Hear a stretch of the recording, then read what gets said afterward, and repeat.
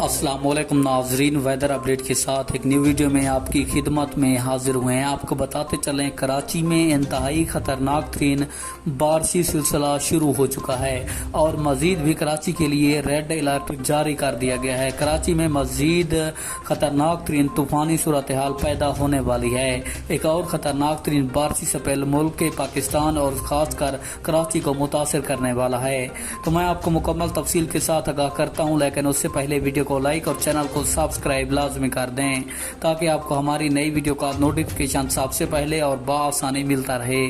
आपका कीमती वक्त ज़ाया किए बगैर बढ़ते हैं वीडियो की जानिब। आपको बताते चलें, ताज़ा तरीन रिपोर्ट के मुताबिक कराची इस वक्त सबसे ज़्यादा मुतासर हो रहा है। बारिश की वजह से कराची में एक बार फिर सैलाबी सूरत हाल पैदा हो सकती है। आपको बताते चलें, कराची में एक और ख़तरनाक तरीन बारिशी स्पेल आज से दाखिल हो रहा है, जो कि बड़े पैमाने पर तबाही का बाइस बन सकता है। आज और कल कराची में शदीद और खतरनाक तरीन बारिश रही है और आज भी खतरनाक तरीन बारिश का सिलसिला वक्फे वक्फे से जारी है।